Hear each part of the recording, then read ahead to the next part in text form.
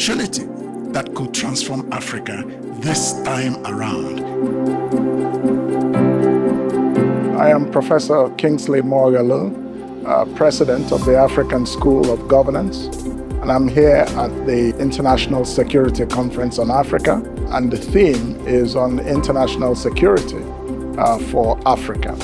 And at this conference, I will be speaking as a panelist on the matter of critical raw materials and supply chain warfare. I'm also a member of the board of directors of ISCA, the International Security Conference on Africa. So that's why we're here. I think that one of the biggest conundrums that have faced the African continent over the past 60 years is that we are so endowed with natural resources in Africa, and yet Africa has been afflicted a lot by poverty and conflict.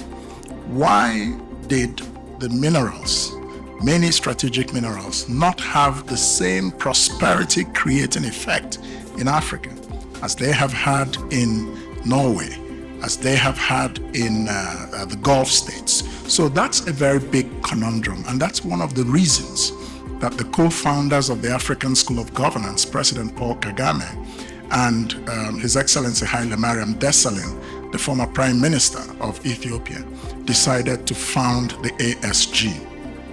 Now, this conundrum is very, very important, and to break it requires a number of things. First, we have to have a mindset shift. We've got to have a different worldview. And so we will then approach our strategic and critical raw materials in a very different way of thinking in terms of how it can create prosperity for us, rather than creating what we call gatekeeper states, where all the politics is at the gate, which is where the natural resources are found, and everybody is struggling to control it and get rich corruptly. So that's one important way. The next important way is to create transparent governance mechanisms to institutionalize this mindset shift over our critical raw minerals. And then the third way is beneficiation, economic complexity. How can we create sophisticated value-added products competitively for export and internal use? That's the secret of the wealth of nations.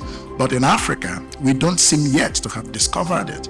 The African Development Bank tells us that only 5% of our strategic minerals in Africa are processed in the continent. This is a shame. Let me conclude by saying that we have a huge opportunity this time around with the critical raw materials race that we're seeing in the world today.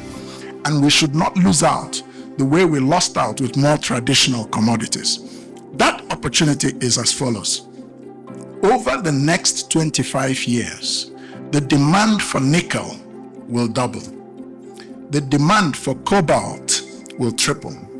The demand for lithium will grow by 1,000%. That is to say, it will increase tenfold. The projection of the IMF is that about $16 trillion of value will be created from incomes from these sales, and Africa should be able to get about 10 to 15% of that. So that's the opportunity that could transform Africa this time around. If we have a different mindset, if we have the governance in place, and if we focus on value addition and go beyond raw extraction.